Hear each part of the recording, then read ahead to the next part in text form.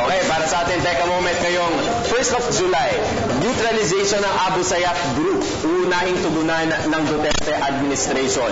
Buhat ng mga kidnapping attacks sa Philippine-Indonesian coal trade, ayon kay Department of National Defense Secretary Delphine Lorenzana, ng agarang neutralization ng banditong grupo ang isa sa mga unang marching orders mula kay Pangulong Rodrigo Roa Duterte. Hindi raw maaaring gawin pa ng Abu Sayyaf ang mga pangingidnap na ginagawa nila tulad ng sa Indonesian coal barge at tugboat sailors dahil ito ay direktang nakakaapekto na sa ating ekonomiya. FYI, Indonesia ang top thermal coal exporter sa buong mundo at 70% ng coal needs ng Pilipinas ay nanggagaling sa Indonesia. Ito ay katumbas ng 15 million tons or $800 million last year. Kung babalikan natin, ang utos ng Indonesian government ay hindi na maaari pang magtungo ang coal vessels ng Indonesia sa karagatan ng Pilipinas matapos nga madakip ang 7 nitong mga mandaragat habang sila ay nasa Sulusi noong June 22. Dahil dito, nakakaapekto na nga ito sa power supply ng Pilipinas dahil gamit natin ang coal na ito para sa ating power plants. Kasalukuyang maiging pinagpaplanuhan ng DND o ng Department of National Defense kung paano ma-operationalize ang utos ni Pangulong Duterte.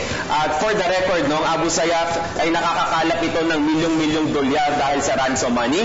At recently, napugutan nila ang 2 Canadian nationals at meron pa rin silang hawak na mga bihag mula sa Japan, sa the Netherlands at sa Norway.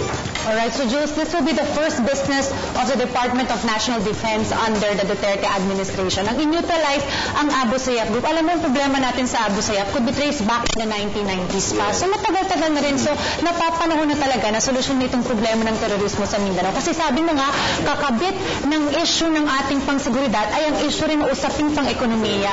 Kasi kung nag-stop na nga itong coal imports natin and our supply of coal is limited only, hindi ganun karami. And worst comes to worst, ay baka maubusan tayo ng supply ng kuryente. Isa itong crisis para sa ating buong bansa. So it's really, this plan of the Department of National Defense is very promising na solusyonan itong problema sa Mindanao. Kasi ito rin ay isang show of power na kaya nating protektahan, sarili nating militar ay kayang protektahan ng ating bansa sa mga banditong grupong ito. And I've also read an article na meron na raw namang plano and this will be executed in matter of days. So, uunahin talaga nito, ito ay kanilang prioridad. And speaking of showing of power, Dayan, may mga articles na lumabas na si Pangulong Rodrigo Duterte mismo, layunin niyang ma-confront or makausap mismo itong Abu Sayyaf na hindi pa karaniwan na presidente mismo yung gagawa nito. So, ito yung nilulook forward natin na yun nga, since the 90s, sobrang tagal ng problema natin with this, itong banditong grupo na to. So, sana matugunan na sa pamamagitan ng maayos na makikipag-usap. Yeah, it's about time to solve this long overdue issue. Alright, ngayon po ay puntahan naman natin Direk Carby Salvador sa Marikina Market para sa mga presyo ng mga pangunahing bilhin. Direk Carby, magandang umaga.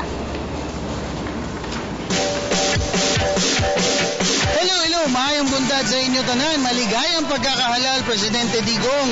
Ngayon, dinayo po ng hari ng palengke pa rin itong Marikina Market upang alamin kung magkano ang presyo ng kanilang mga gulay. Tama kayo, gulay, pampalakas, pampalinaw ng mata, pampatibay. Ayan. Meanwhile, back to studio muna. Mag-iimbestiga muna ako. Okay, thank you so much, Direk Carby Salvador. Ngayon naman, marami tayong mga live discussions ngayong 1st of July. Kasama dyan ang 2016 Nutrition Month Celebration at pangungunahan ng National Nutrition Council, ang Save the Children Foundation na isinusulong ang paglaban sa malnutrisyon. Pangatlo naman, pag-usapan din natin ang kabataan ni Presidente Duterte at ang mga programang nakahanda para sa Davao. Abangan niyo rin po ang ating mga segments ngayong umaga, ang ASEAN TV, Lifestyle at Dermaesthetic. Maaari niyo rin po kaming sabahan sa aming mga social media pages, facebook.com/GMorningBoss.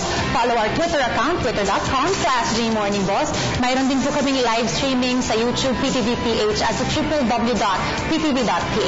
Okay, tuloy-tuloy pa rin po ang ating live discussions. Lahat ng yan sa pagbabalik ng Good Morning, Boss.